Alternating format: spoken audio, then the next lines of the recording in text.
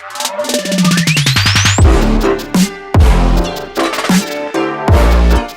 what's up, my people? Welcome back. Another episode of Savage Grind Podcast. We're dropping content every Wednesday. You can follow us on YouTube, Savage Grind. We got a TikTok now, Savage Grind. Hit me up on Facebook, Daniel Joseph. Instagram, Savage Grind, baby. So let's kick it off, man. We're approaching really close to haunted season. Did you hear that? The door just closed by itself. What that means is we're getting into the final stages of the year, right? Fourth quarter's coming up quick. The seasons are changing. What comes at and our attitude and our momentum needs to change as well. We got to do that final push, right? We want to make sure that our sales reps and our managers are on task and they're being diligent about following through on their sales, following up on any cold leads they may have left behind, and in referrals, going through their funnels and their books of business and making sure they're getting every scrap or anything left behind that they can close deals on, because before you know it, there's going to be leaves on the ground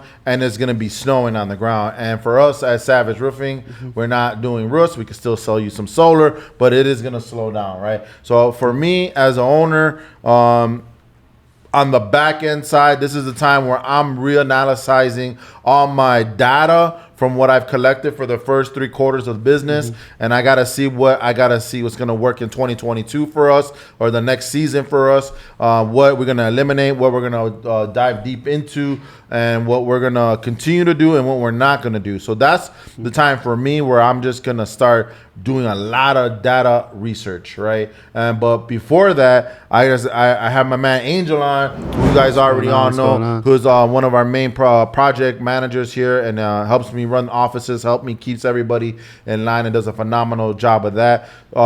Explain to everybody what you see that can give them some value about how to keep the momentum in the final quarter of the year. Yeah. So we try to keep everybody engaged, right? We just don't want them to get demotivated. So we keep giving them different competitions. Man, they're killing it this month. Oh yeah, we're doing the Brawlmania right now is our final bracket, right? So that bracket is our third bracket. We have a $3,000 prize that's going on, or they could take the trip to Mexico. We're doing that based off of KPIs. Most upsells and total sales, right? So keeping them engaged, keeping them involved. On top of that, we created another side bracket competition, right? Where we broke up our teams into three other teams, and now internally we're going against each other teams, right? So we broke it up. We got 3 brackets. So we got like a dual competition going on right now, and that's cool, and that helps keep everybody involved. It keeps it from getting stale. You have everybody just on each other's neck about what you do today, and you start seeing that what is it called? The whole wave shifts, right? People all want to be a part, and no one wants to be that low producer getting those donut bag of holes on the board. Because what we do here, and I can definitely attest to this, it's important to show the numbers visually for displaying for everybody to see. Right, we have a measuring board where we put all our KPIs up on the wall, where we're showing how many deals got closed, how many inspections, how many referrals, how many upsells, how many cash deals you got, how many people you've helped out that week, and then those types of procedures and processes that you implement on a sales force really just helps people see what they're good at. And what they could shine through on. Maybe they may not be a good closer, but they're just really good at getting a lot of referrals, right? Sure. And then we can analyze those numbers and then reward them for what they're good at, right? So things like that has been very, very helpful for the sales force on this last push. What do you think something that can help people to try something new in their sales force that they could try out to help them? So what I say is try knocking or try going out with different people. Sometimes that works out. Some people might be too much alike and they try to beat each other and they don't collide. And then you have a shy person with a guy who's really that likes to talk, that likes to just motivates everybody, and he might be good at getting that sale, But you have guys who are good at speaking to insurance companies, which we all know at the end, that's what really counts. Yeah, approvals. Approvals. So for the insurance restoration side of our business, right, it's all based off of company approvals. So getting that yes from the insurance company that they are going to buy if you're going for roof, gutters, and other trades. You know, getting those yeses, which are getting harder and harder nowadays.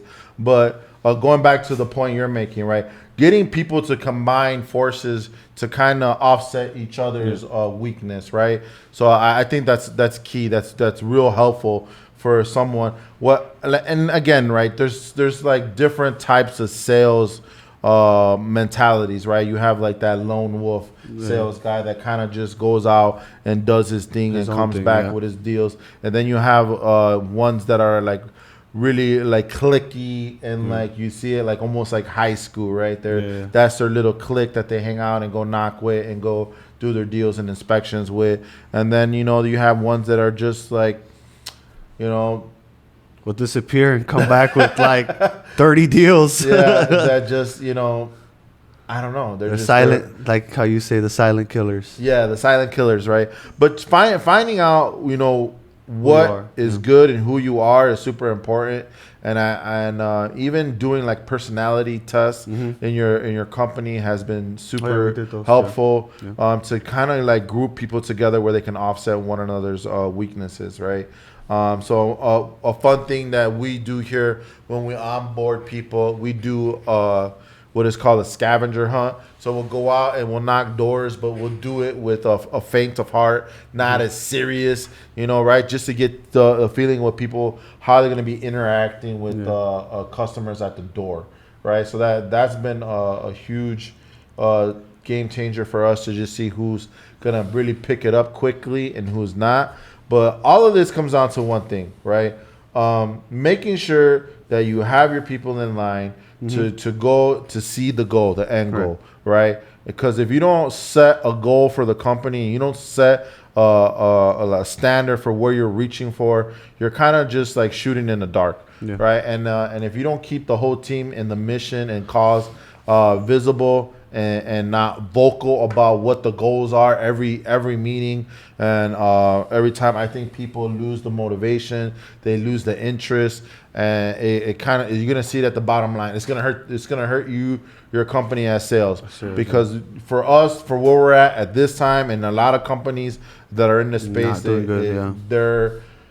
they're just not pushing their teams, right? They're not pushing the agenda. They're not pushing their vision. They're not pushing like the potential, and their sales is showing that, right? And for this space, which is door to door, primarily residential right now, but we've been getting some commercial deals, which has been really nice. Fun, and next year, that's a whole nother avenue we're gonna go towards next year. But to stay on target, what is your one nugget you can drop and say to help out people to stay on target to the end? So I think what we're doing is really good with the competitions, because you have that main competition that we started from the beginning of the year, right? It breaks into 4, and then you have that last and final run where it's going to be everything combined. And we all know that in sales, in sales, we're not all the same, right? There's